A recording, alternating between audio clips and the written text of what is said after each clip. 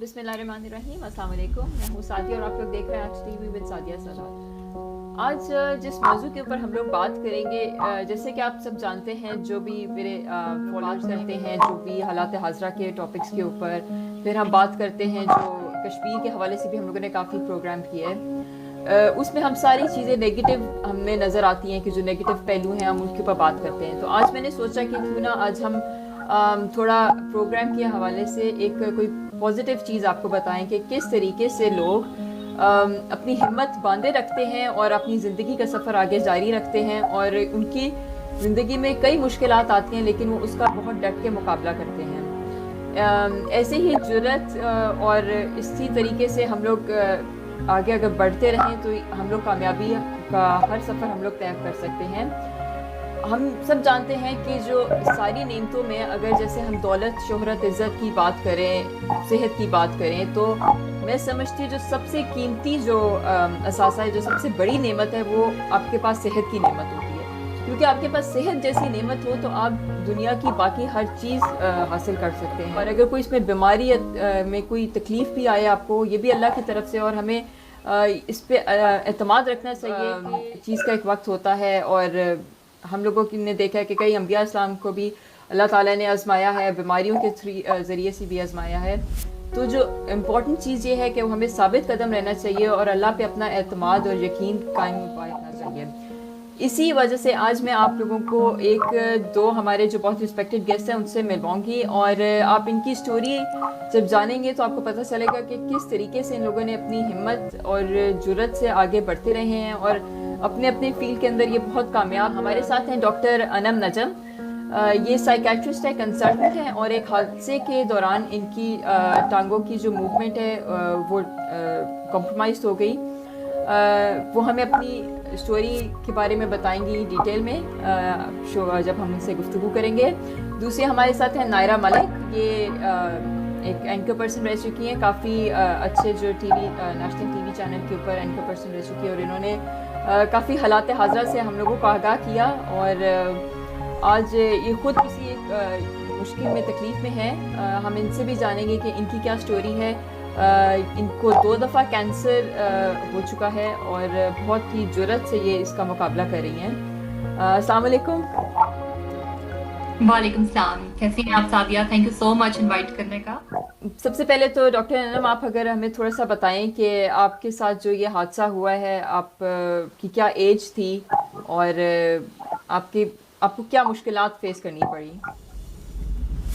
اچھا، یہ جو میرا حادثہ ہوا تھا یہ تقریباً 12-13 سال پہلے 2008 کی بات ہے، اور اس وقت میری ایج تقریباً 21 سال تھی اور میں میڈیکل کالج میں پڑھ رہی تھی. میرا 3rd ایئر MBBS بس اسٹارٹ ہوا تھا، کچھ ہی دن ہوئے تھے، اور ہم ایک شادی کا فنکشن اٹینڈ کر کے اسلام آباد سے پنڈی سے مظفر آباد آ رہے تھے. راستے میں کچھ ڈاکو تھے اور انہوں نے فائر کر دیا. وہ جو گولی ہے وہ میری اسپائنل کارڈ میں، میری گردن میں لگ گئی اور وہاں پر اسٹک ہو گئی، جس کی وجہ سے میری جو باڈی ہے وہ ٹرنک پیرالائز ہو گیا، میری ٹانگیں، میرے ہاتھ، تو یہ جو ساری میری باڈی ہے یہ پیرالائز ہو گئی اسی.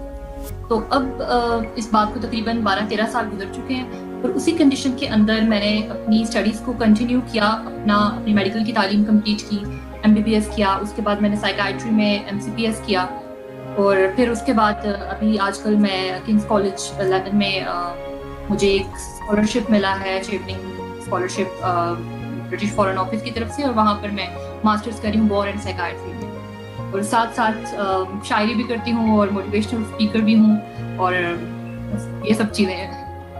جی، موٹیویشن کے حوالے سے تو نائرہ ملک آپ کے بارے میں بھی کافی ہم لوگ جانتے ہیں کہ آپ نے بھی ریسنٹلی بہت یہ کر رہی ہیں. تو آپ ذرا بتائیں کہ اپنی اسٹوری کہ کیا جب آپ کے اوپر جب آپ کو یہ پتہ چلا، کیونکہ آئی تھنک آپ نے اکیلے یہ سارا کچھ فیس کیا، آپ نے اپنی فیملی تک کو نہیں بتایا اس بارے میں، تو وہ ہمت، وہ جرأت آپ کے پاس کس طریقے سے اور کیا آئی؟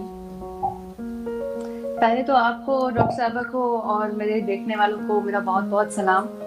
اور جیسے کہ آپ بات کر رہی ہیں ہمت کی، تو یہ تو اللہ پاک کی طرف سے گفٹ ہوتا ہے، اور مجھے لگتا ہے کہ یہ سب کے لیے ہی ہوتا ہے، لیکن اویل کوئی کرتا ہے شاید.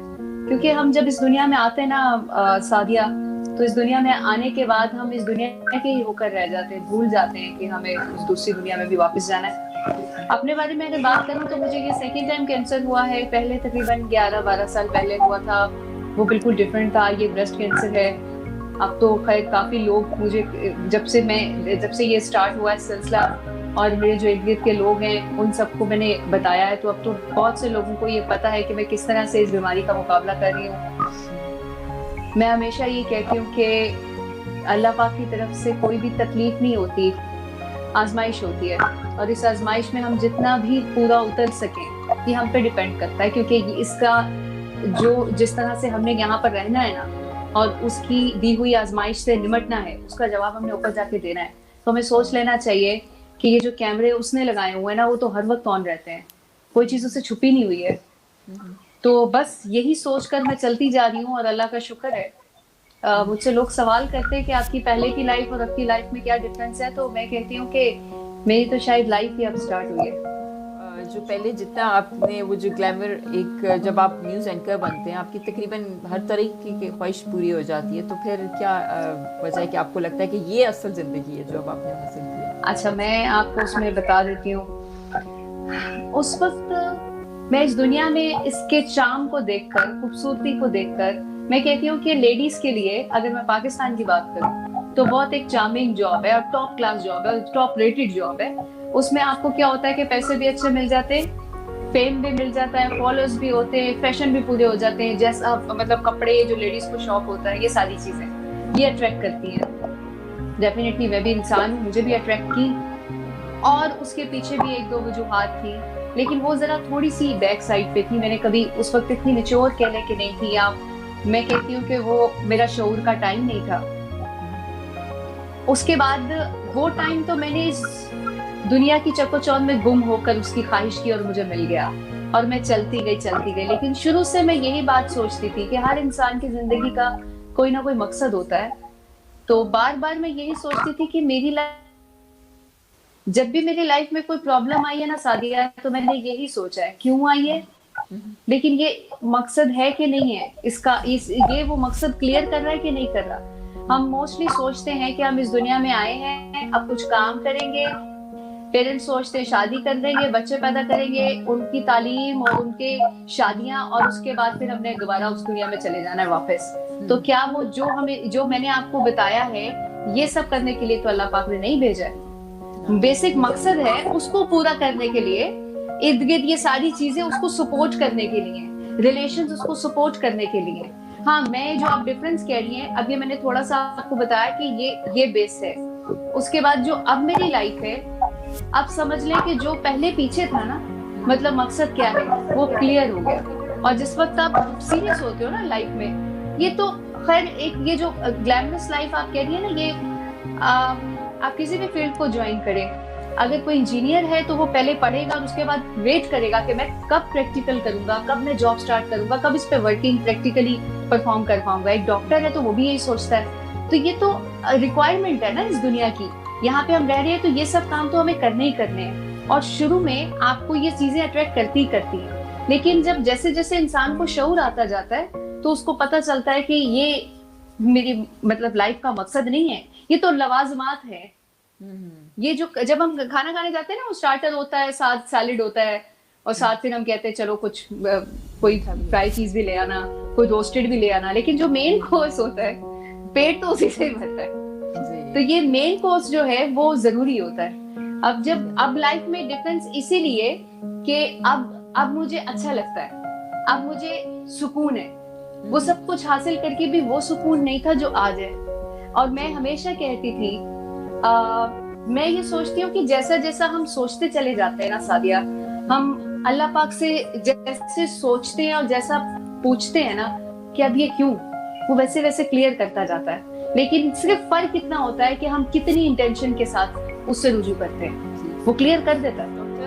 آپ اپنی بتائیں کہ جس وقت آپ کے ساتھ یہ حادثہ ہوا تو آف کورس آپ کی فیملی کی کتنی سپورٹ کی؟ دیکھیے, میں سمجھتی ہوں کہ اس معاملے میں اللہ کا بڑا کرم رہا ہے کہ فیملی, فرینڈس, میرے ٹیچرز, کولیگز, سب لوگوں کی بہت زیادہ سپورٹ رہی ہے. اور ایسے لوگ میری لائف میں آئے آؤٹ آف نو ویئر کہ جن کے ساتھ پہلے میری بالکل ایک فارمل سی واقفیت تھی، اور اس فیز میں یا اس آزمائش میں آنے کے بعد وہ لوگ خود آگے بڑھے، اور ہمارے ایسے ٹرمز جو کہ بہت اسٹرانگ اور بہت ریئل ٹرمز جنہیں آپ کہہ سکتے ہیں، تو بہت سے جو بلیسنگ میں اس کو سمجھتی ہوں کہ بہت سے لوگ فرشتہ بن کر میری زندگی میں آئے میرے اس حادثے کے ہو جانے کے بعد.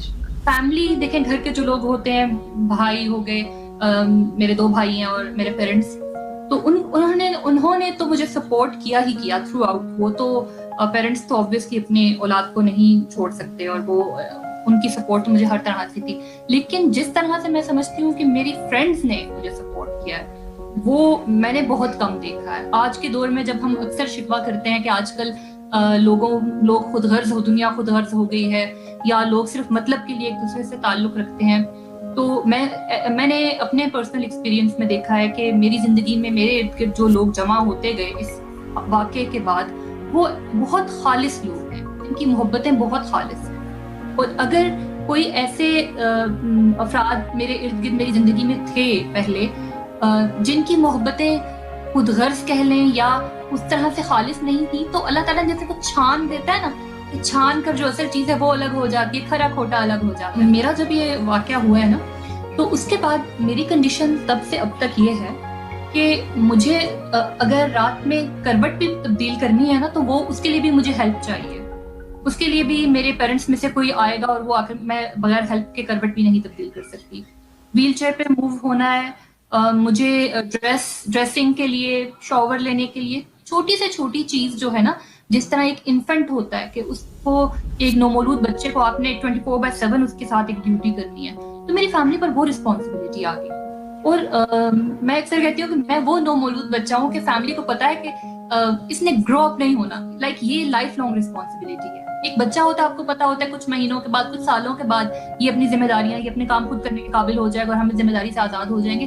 لیکن میری فزیکل کنڈیشن ایسی ہے کہ ان کو پتا ہے کہ یہ ایک لائف لانگ رسپانسبلٹی ہے. تو فیملی کے اینڈ پر تو بہت زیادہ کوآپریشن ہے. ان کی تو زندگیاں ہی میرے پیرنٹس کی میرے ارد گرد گھومتی ہیں کہ ہر چیز میرے حساب سے ہوتی ہے، کہ میری نیڈس کو پہلے رکھتے ہیں اور اس کے بعد وہ اپنی ضرورتوں کو رکھتے ہیں. اور پھر جب میرا یہ حادثہ ہوا تو ہم لوگ کیونکہ مظفر آباد سے بلانگ کرتے تھے، اور میری جو اسٹڈیز چل رہی تھیں وہ ایبٹ آباد میں چل رہی تھیں. پہلے میں ہاسٹل میں رہا کرتی تھی. اب اس کے بعد یہ سوال پیدا ہوا کہ کس طرح سے یہ چیزیں کنٹینیو ہوں، کیونکہ میری فزیکل کنڈیشن ایسی نہیں تھی، میں بیٹھ بھی نہیں سکتی تھی، اور بہت سے پرابلمس تھے. ایک وہ یورین بیگ سائڈ پر ہوتا تھا جو کہ ابھی بھی ہے، اور اسٹول کا مجھے نہیں پتا ہے، ڈائپرز میں یوز کر رہی ہوں، تکلیف، درد اتنے زیادہ ہیں باڈی میں. تو کئی طرح کے مسائل تھے. اب یہ سوال شروع ہوا کہ تعلیم کا کیا ہوگا. تو مجھے بہت سے یہ مشورہ دیا جانے لگا کہ کیونکہ کوئی راستہ نظر نہیں آ رہا تھا نا، سب کہنے لگے کہ اچھا میڈیکل کی اسٹڈیز چھوڑ دو، کچھ اور کر. میری فیملی نے میرے ساتھ اتنی زیادہ سپورٹ کی کہ میری مدر میرے ساتھ ہاسٹل میں موو کر گئی ہیں ایبٹ آباد. میرے فادر اور بھائی یہاں گھر پر تھے، اور میرے فادر ہر ویکینڈ پر ہمیں ایبٹ آباد سے لے کر گھر آتے تھے. گھر آ کے میری مدر نے وہ جو ویکینڈ ہوتا تھا اس کے دوران گھر کے جتنے کام ہیں، ان کے لیے کھانے بنانے ہیں، ان کے جو صفائیاں، برتن، کپڑے، جو بھی ہوتا تھا وہ سب مینج کرنا. اور پھر ہمارے میرے جو فادر ہیں وہ ویک ڈیز میں پھر ہمیں چھوڑنے کے لیے ایبٹ آباد. تو یہ کئی سالوں تک یہ ہماری روٹین، ایک پورا سمجھیں کہ سپورٹ سسٹم. پھر میرے پاس اس عرصے میں جو میرا ہاسٹل تھا، وہاں سے لے کر ہاسپٹل جانے کے لیے، کیونکہ میں ویل چیئر پر ہوتی تھی، اور اس عرصے میں میرے پاس الیکٹرک ویل چیئر نہیں تھی، مینول تھی، جس کو میں خود پش نہیں کر سکتی تھی بیکاز میرے ہاتھوں میں موومنٹ نہیں. میری فرینڈس تھیں، اور وہ دے ور لائک سو سپورٹیو کہ وہ لڑکیاں میرے اس ویل چیئر کو روزے کی حالت میں بھی، گرمی میں بھی، وہ اس کو پش کرتی تھی. وہ اچھا خاصا ڈسٹینس تھا. پھر ہاسپٹل راؤنڈز ہمارے ہوتے تھے وارڈز کے اندر.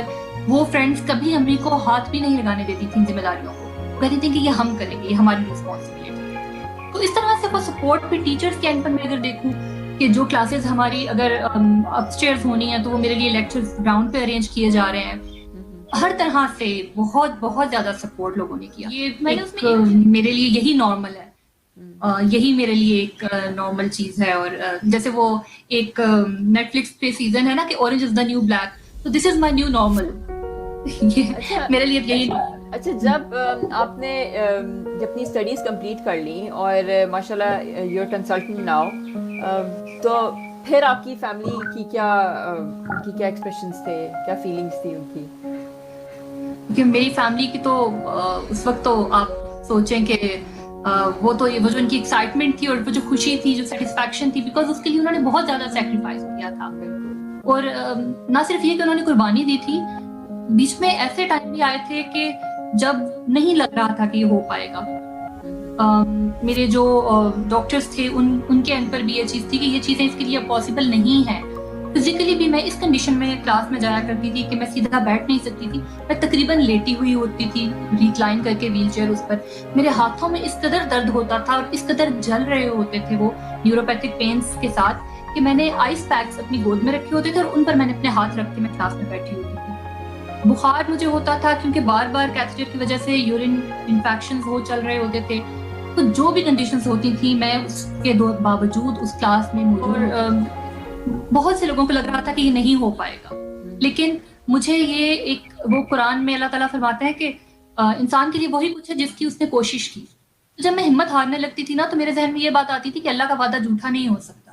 اگر وہ کہہ رہا ہے کہ اگر میں کوشش کروں گی تو اس کا مطلب ہے مجھے وہ ملے گا جس کے لیے میں کوشش کر رہی ہوں. اور پھر وہی بات ہے کہ جیسے میں ایک اسٹیپ لیتی تھی تو مجھے لگتا تھا کہ اللہ تعالیٰ کی مدد میرے ساتھ ہے اور وہ دنیا میرے ارد گرد جو ہے نا اس کو چیزوں کو میرے حساب سے ارینج کرنے لگا. انسان ایک بہت کمزور چیز ہے, بہت کمزور چیز ہے. انسان کی یہ میں سمجھتی ہوں کہ اوقات ہی نہیں ہے کہ وہ اللہ کی دی ہوئی آزمائش کا مقابلہ کر سکے until and unless کہ اللہ اس سے وہ ہمت نہ دے. نائرہ, آپ نے بھی اسی قسم کے کافی دیکھے ہیں جب آپ کے آف کورس جب کیمو ہوتی ہے آپ کے بال جھڑ جاتے ہیں, آپ کے باڈی کے باقی چینجز آتے ہیں. آپ بتائیں کہ جیسے آپ کے کیس میں انشاءاللہ اللہ کرے یہ ٹھیک ہو جائے تو آپ کو کتنی زیادہ ہمت مطلب اس حوالے سے کہ آپ سوچتی ہیں کہ کتنا زیادہ اعتماد ہے آپ کا کہ یہ چیز بہتر ہو جائے گی؟ سعدیہ, میں اپنے بارے میں تو ابھی بعد میں بات کرتی ہوں. پہلے میں ڈاکٹر صاحبہ کی کوئی بات سن رہی تھی تو ایک چیز آپ دونوں ایگری کریں گی اس بات سے کہ جس وقت انسان اللہ کی محبت میں گرفتار ہوتا ہے نا, میں سوچتی ہوں کہ اللہ پاک کے ساتھ محبت ایسی ہی ہوتی ہے جیسے لڑکا لڑکی عشق میں ہوتے ہیں نا, تو لڑکی کہتی ہے میں نے وہی سب کچھ کرنا ہے جو لڑکا کہہ رہا ہے, اور لڑکا کہتا ہے کہ میں نے وہی سب کچھ کرنا ہے جو لڑکی کہہ رہی ہے. تو ایکچوئل میں جب یہ عشق اسٹارٹ ہوتا ہے تو آپ سب اگنور کرتے جاتے ہیں, آپ کہتے ہیں وہ جو کہہ رہا ہے. ہمارے یہاں بیسکلی اسلام کو اتنا ڈیفیکلٹ بنا دیتے ہیں کہ کہتے جی یہ نقاب نہیں نہ کرتی, یا پھر یہ اسلام کے دائرے سے بالکل باہر ہے, یہ ٹی وی پہ آتی ہے اسلام کے دائرے سے بالکل باہر ہے. آپ گرو کرنے کا موقع تو دیں, اور جب وہ گرو کر کے انسان آگے آتا ہے نا اور خود سے محبت پیدا ہوتی ہے, اس کو پھر کوئی بھی پیچھے نہیں کر سکتا, اور وہ پھر ایسی محبت ہوتی ہے کہ اس کو کوئی ختم نہیں کر سکتا. اور اس محبت کے نتیجے میں کوئی دشمن بھی ہوتا ہے نا سعدیہ, تو آپ کہیں گے آپ یہ بھول جاتے ہیں کہ اس نے میرے ساتھ کیا کیا ہے. آپ یہ سوچتے ہیں کہ اس کو تو اس نے بنایا ہے, میں اس کے ساتھ تو غلط کر ہی نہیں سکتا. اور جب اتنا نرم آپ کا دل ہو جائے تو میں شاید اپنی تکلیف پہ بہت عرصہ ہو گیا روئی نہیں ہوں. میری لاسٹ بہت ہارڈ تھی یہ 8ویں کیمو, اتنی ہارڈ تھی کہ میرے منہ میں کٹ لگ گئے تھے, اس میں سے خون نکل رہا تھا, ناک میں سے خون آتا ہے, سخت ہو جاتی ہے اسکن, پانی بہت زیادہ پینا ہوتا ہے. پر یہ ساری چیزیں جب ڈاکٹر نے مجھے بتائی نہیں ہے تو اس کو میں کیا بودر کروں, میں اس کو بہت لائٹ لیتی ہوں. لیکن یہ ڈاکٹر صاحبہ جس طرح بتا رہی ہیں, میں سمجھتی ہوں کہ میری تکلیف تو کچھ بھی نہیں ہے اس کے سامنے. مطلب ایک انسان اتنا محتاج ہو جائے کہ وہ ہل نہیں سکتا اور اس کے باوجود وہ ہمارے ساتھ بیٹھا ہوا ہے. میں تو بہت زیادہ ہی اپریشیٹ کروں گی ان کو, بالکل, کہ اللہ پاک پر ان کی بہت زیادہ رحمت ہے. اور یہ ایک ایسی انسان ہے, مجھے الفاظ نہیں مل رہے کہ میں کیا کہوں. جو لڑکیاں جس کو کہتی ہیں کہ جی ہم بالکل بے باک ہونا چاہتے ہیں, یا جیسے میری مرضی کے کئی ایسے لوگ آئے تھے, حامی آئے تھے, تو آپ کا کیا خیال ہے کہ ایکچولی ویمن امپاورمنٹ کیا ہے؟ یہ سوال میں آپ دونوں سے پہلی بات تو یہ کہ وہ جو میری مرضی, میں سمجھتی ہوں کہ یہ جو خواتین ہماری روڈز پہ نکلی تھی پاکستان میں, جاہل تو نہیں ہے, پڑھی لکھی خواتین ہیں, ان کو پہلے پڑھ لینا چاہیے کہ اس کی ہسٹری کیا ہے. اس ہسٹری کا ہمارے معاشرے سے کوئی تعلق نہیں ہے. اس پروگرام میں اس کا ڈسکس بھی نہیں کرنا چاہتی ہوں. مطلب اس کا کوئی تعلق نہیں ہے میرا جسم میری مرضی کھڑے ہو کر آپ اس طرح مانے. ہمارے آج بھی دیکھیں जिस बेस पे इन्होंने ये नारा लगाया था ना, देखिए आप कोई और नारा बना लें अगर आप औरतों के हकूक के लिए निकल रही हैं, जिस बेस पे ये निकल रही है ना कि जी हमारे मुआशरे में ऐसी खातीन है जिन पे तेजाब फेंक दिया जाता है, मर्द ज्यादती करते हैं, मारा पीटा जाता है, शादी के बाद उनको अच्छे से ट्रीट नहीं किया जाता, उनमें से तो एक भी खातून ऐसी नहीं है।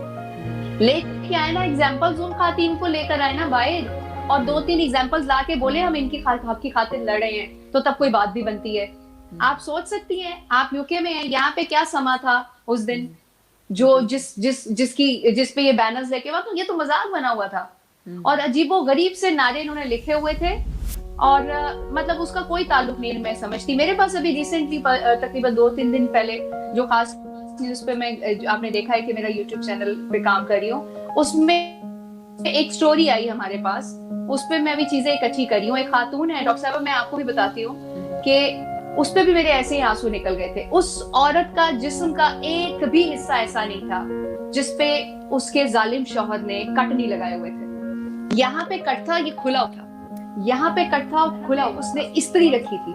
आप सोचें कि इतना जुल्म, और उसके बाद वो हॉस्पिटल में ऐसे पड़ी हुई थी। अब तो कोई खातून निकल के नहीं आई कि इसकी खातिर हम लड़ लें। आप कोई प्लेटफॉर्म मुहैया करें, भाई निकल रही हैं आप, कोई प्लेटफॉर्म दें कि ऐसा कोई केस होता है तो हम खड़े हो गए।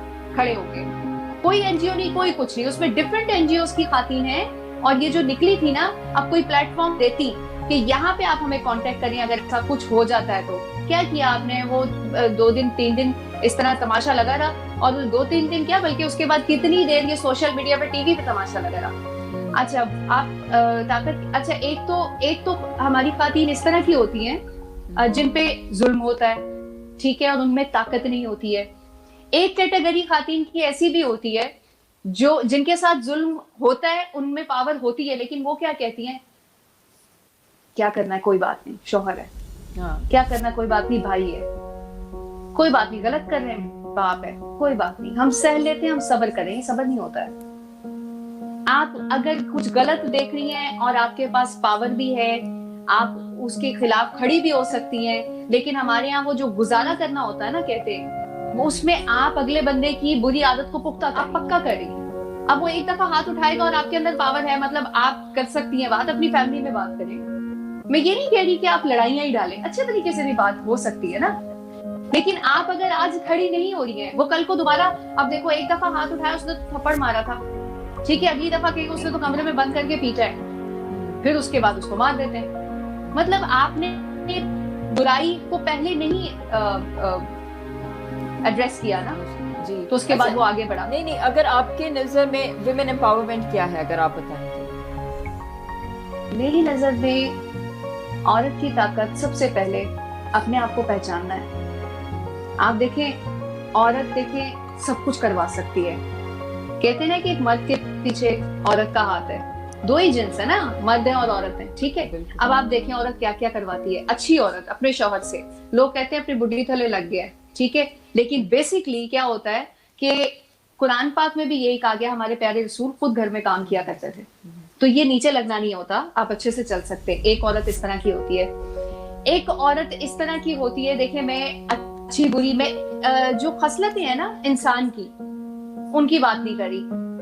औरत के जिस्म में इतनी अट्रैक्शन है कि मर्द जायदादें लुटा देते हैं। मैं जायज नाजायज दोनों तरीकों की बात कर रही हूँ, ठीक है, एम्पावरमेंट की बात कर रही हैं आप ना, मैं उस पॉइंट ऑफ व्यू से बात कर रही हूँ। इश्क में लोग जाने दे देते हैं औरत के पीछे, इसका मतलब है कि औरत के अंदर इतनी पावर है कि वो सब कुछ करवा सकती है, जायज नाजायज तरीके से ना, अभी दोनों की बात कर रही हूँ। तो आप सोचे कि कितनी ताकतवर है औरत। रास्ता तो आपने चूज करना है ना, कि आपने सही जाना है, गलत जाना है। लेकिन मैं आपको पावर की बात बता रही हूँ कि जब इतनी पावर है तो औरत कुछ भी करवा सकती है। सबसे पहले अपने आप को पहचाने कि एम्पावरमेंट में और फहाशी में एक बहुत थिन लाइन है कि उसमें आपने देखना है ना कि आपने सही रास्ता चूज करना है कि गलत रास्ता चूज करना है। मैंने तो आपको पावर बताई है कि इतनी पावर है, नेगेटिव तरीके से भी पावर तो है ना।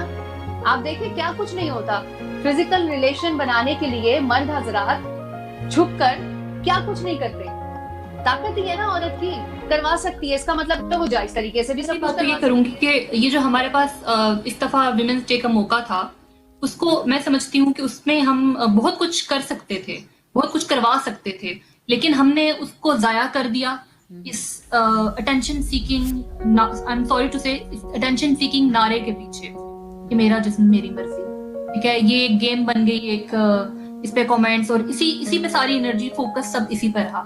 اگر ہم چاہتے تو ہم وہ جو خواتین جن کے ہم بات کر رہے ہیں کہ جن کے جسم زخمی ہیں، جن کو جلایا جا رہا ہے، جن پہ تیزاب پھینکا جا رہا ہے، جن کو کسی بھی رسم پر وارا جا رہا ہے، تو اگر ہم چاہتے تو ہم گورنمنٹ سے یہ اپیل کر سکتے تھے، یا این جی اوز جو ہیں وہ اپنے اینڈ پر ان کے لیے کوئی سوشل سروسز پرووائڈ کر سکتے ہیں، اس کو پریونٹ کر سکتی ہیں، کوئی ایسے لاز رکھ سکتے ہیں، کوئی اس قسم کا چیک اینڈ بیلنس رکھ سکتے ہیں کہ یہ کیسز آگے نہ ہوں.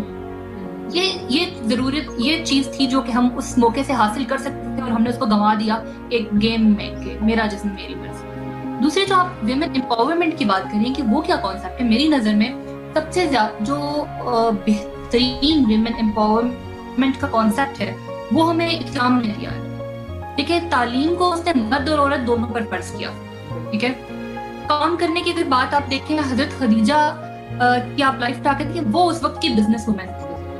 ٹھیک ہے، پھر آپ دیکھیں کہ عورت کو یہ ہے کہ آدمی کی ذمہ داری ہے کہ وہ اس کے سارے خرچے پورے کرے. عورت اگر کماتی ہے تو اس پر آدمی کا حق نہیں ہے، اس کی کمائی پر، وہ اس کی کمائی ہے، لیکن اس کے خرچے پورے کرنا آدمی کی ہے. پھر وراثت میں سب سے پہلے جو حق عورت کو دیا گیا وہ اسلام کا مذہب نے دیا.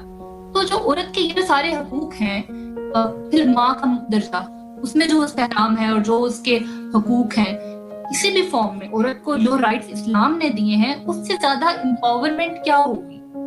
اگر آج کی ہم بات کریں ہماری سوسائٹی کے اندر، جیسے ہم نے کہا کہ کچھ تو وہ خواتین ہیں کہ جو اس چیز کا شعور رکھتی ہیں کہ ہمارے ساتھ غلط ہو رہا ہے، اس کے باوجود وہ چپ کر جاتی ہیں کہ اچھا پھر اب کیا کریں نا، اب کہاں جائیں، کیا کریں. وہ ایسا کیوں کرتی ہیں؟ کیونکہ ان کے پاس بیک اپ سپورٹ نہیں ہوتی ہے. ان کو یہ ہوتا ہے کہ اگر آج ہم یہاں سے نکالے جاتے ہیں، ہم کچھ بولتے ہیں تو ہمارا کیا ہوگا. کیونکہ ان کے والدین نے ان کو تعلیم پرووائڈ نہیں کی، کہ اسلام نے عورت کا حق رکھا تھا کہ آج اگر اس عورت کے پاس تعلیم ہو تو وہ اس قابل ہے کہ وہ اپنے آپ کو سپورٹ کر سکے اور کسی ابیوزو ریلیشن شپ کو مینٹین رکھنے پہ مجبور نہ ہو. تو امپاورمنٹ کا کانسیپٹ تو بہت سمپل ہے کہ وہی حقوق ہیں، تعلیم ہے، پھر اگر آپ کو کمانے کا کام کرنے کا حق حاصل ہے اور آپ کما رہے ہیں تو آپ کی کمائی پہ صرف آپ کا حق ہے، جبکہ مرد کی کمائی پر آپ کا حق ہے. اور آپ پر یہ بھی، عورت پر اسلام میں یہ بھی فرض نہیں ہے کہ وہ اپنے، یہ جو ہمارے ہاں ساس بہو کی خدمت ہے، یہ والا جو کانسیپٹ ہے، یہ بھی اسلام کے اندر عورت کا فرض نہیں ہے، یہ اس کے ہسبینڈ کا فرض ہے. اور عورت کے اوپر اسلام میں گھر کے کام بھی فرض نہیں ہے. تو یہ سب چیزیں جو ہیں، وہ بات ہے کہ ہمارے نفلوں کے چکر میں جو ہے نا ہمارے فرض چلے جاتے ہیں. ہم ان رسومات میں، اپنے کلچر میں اور ہماری ریلیجیس ویلیوز میں ہم ڈفرینشیٹ نہیں کر پاتے. اور تعلیم کا واقعی شعبہ پاکستان کے اندر بہت ہم لوگ دیکھتے ہیں کہ معیاری نہیں ہے. اس کی آپ کیا بڑی وجہ سمجھتی ہیں کہ کیوں اتنی تعلیم کے اوپر فوکس نہیں ہے ہمارا؟ دیکھیں، اس میں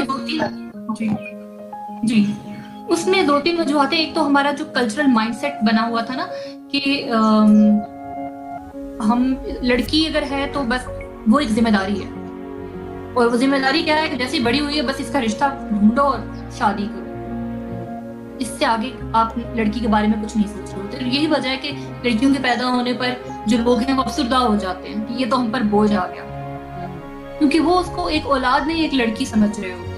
اس کی وجہ جو ہے شعور کی اور علم کی کمی ہے.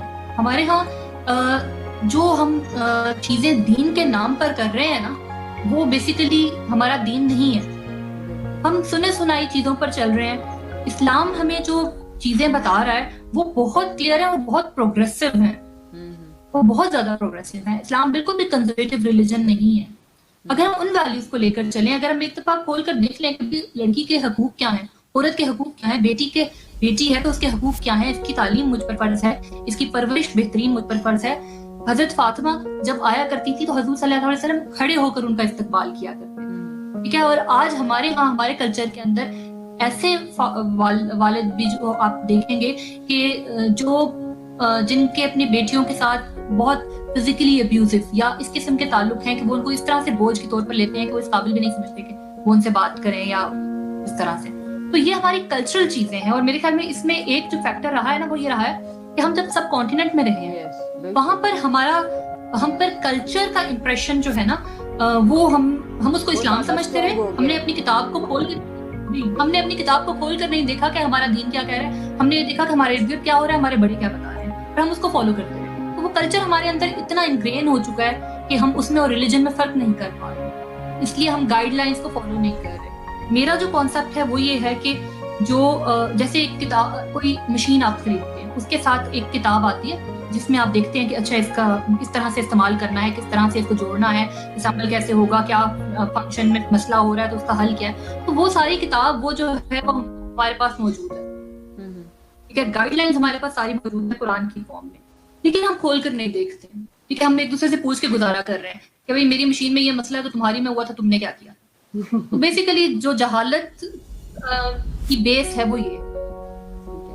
अच्छा नायरा, जैसे अभी ये बता रही थी कि इस्लाम के अंदर औरत को ये नहीं कहा गया है कि घर में बैठ के काम करे और ये वो, इसके ऊपर आपको याद होगा एक बहुत बड़ा शो हुआ था और उन खातून ने बहुत कुछ कह दिया था कि औरत ने ऐसे करना चाहिए उनको, और ऐसी औरतें बसती नहीं हैं। तो क्या आपका ख्याल में ये कॉन्सेप्ट हमारा कभी चेंज हो सकता है?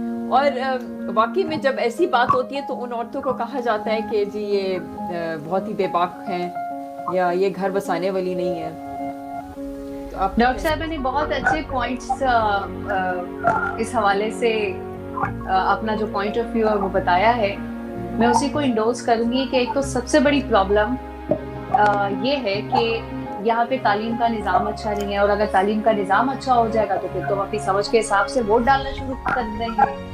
हम जब वोट डालना शुरू कर देंगे तो हमारा तो ये जमहूरी सिस्टम बेहतर हो जाएगा ना। तो बेहतर तो करना नहीं है हमने, तो फिर इसीलिए हमने अपनी तालीमी सिस्टम डाउन ही रखा हुआ है कि ताकि ज्यादातर लोग जाहिल रहें और फिर अंगूठे लगा लगा के काम चलता रहे हमारा। तो एक बेसिक वजह ये है कि तालीम की कमी। दूसरी बेसिक वजह ये है कि जब हिंदू और मुसलमान साथ रहते थे तो बहुत सा कल्चर हमने हिंदुओं से अडॉप्ट किया हुआ है और वो अब तक छोड़ने को राजी नहीं है। क्या ख्याल है कि वो क्यों अभी तक हम लोग क्यों नहीं अभी हम उस चीजों से निकल सके हैं? वो जो सास मैं आपको बताती हूँ बेसिक मैं आपको बताती हूँ एक्चुअली होता क्या है कि जिस वक्त एक नई रूह, एक नया इंसान, एक बच्चा पैदा होता है ना, वो दुनिया में आता है, मतलब हमारी बॉडी और रूह की एक कॉम्बिनेशन है, ठीक है। जब वो जैसे ही बच्चा दुनिया में आता है वो कैसे करता है, सीखता कैसे है कि मैं कहाँ आ गया हूँ। वो बड़ा होता है, हम खुद सिखाते हैं उसको। अगर एक बच्चे को ये मेज है ना, मेज को कहेंगे ना कि ये कुर्सी है तो उसने कुर्सी बोलना शुरू कर देना है। समझ आ रही है आपको? बिल्कुल। तो इसका मतलब है कि वो अपने इर्द गिर्द माहौल से गेट करता है कि क्या उसके बाप ने सिखाया, माँ ने सिखाया। अब इर्द गिर्द का माहौल उसको क्या सिखाएगा? जो उन्होंने सीखा हुआ है, जिन कॉन्सेप्ट्स पे वो चलते हैं।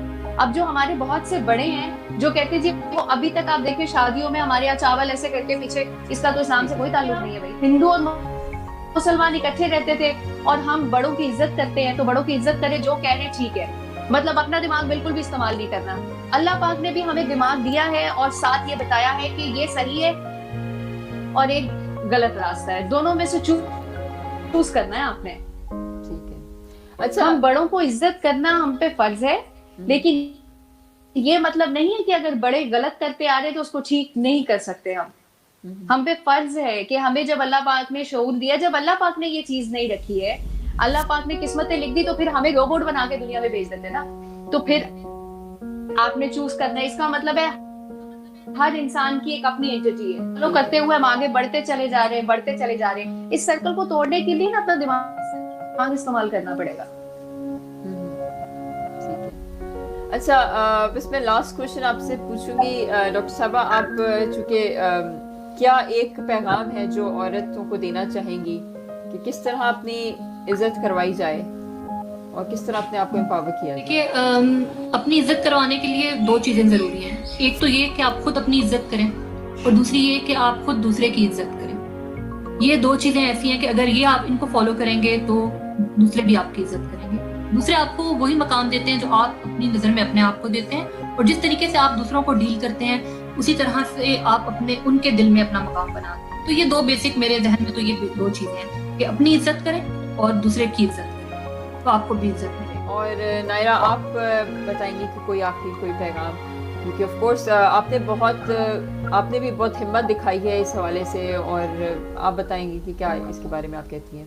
سعدیہ، میں تو آخر میں یہی پیغام دوں گی کہ کیونکہ ہم عورت کی طاقت پہ بات کر رہے تھے، تو سب سے پہلے تو اپنے آپ کو پہچانیں، جیسے کہ ڈاکٹر صاحبہ کی بات کو میں انڈورس کروں گی کہ ایسا ہی ہے کہ جب تک آپ اپنے آپ کو پہچانیں گے نہیں، یہ خود سے پیار کرنا بہت امپورٹنٹ ہے. خود غرضی نہیں ہوتی ہے. جب اپنی صلاحیتوں کو جان کر اپنے آپ سے پیار کریں گے نا، اور اپنی عزت خود کریں گے، تو دوسرے خود بخود عزت کریں گے. آپ کو عزت کروا نہیں سکتے، کسی کے دل میں ڈال نہیں سکتے کہ میری عزت کرو، ڈنڈے کے زور پہ کچھ نہیں ہوتا ہے. لیکن سب سے پہلے آپ اپنا احترام اور اپنی ویلیو کو خود جانیں گے تو دوسرا بھی جانے گا. اور دوسری بات یہ عورتوں کے لیے کہ خدا را اپنے حقوق کو پہچانیں. صبر کرنا ہے سم تھنگ ایلس. اگر کچھ غلط ہو رہا ہے، اس میں آپ کا باپ ہے، بھائی ہے، یا کوئی بھی میل فیمیل ہے جس میں آپ کو لگ رہا ہے، جس طرح ساسیں اور نندے بھی آج کل بہت زیادہ اس طرح کے واقعات آتے ہیں، غلط کو غلط کہیں. جس وقت آپ غلط کو غلط کہنا شروع کریں گے، یہ بھول جائیں کہ سہارا کون بنے گا. سہارا وہ بنتا ہے جس نے آپ کو پیدا کیا، یہ اس کا کام ہے، یہ ہمارا کام نہیں ہے سوچنا کہ سہارا کس نے بننا ہے، ہماری روزی روٹی کس نے پوری کرنی ہے. میرا یہی میسج ہے بس.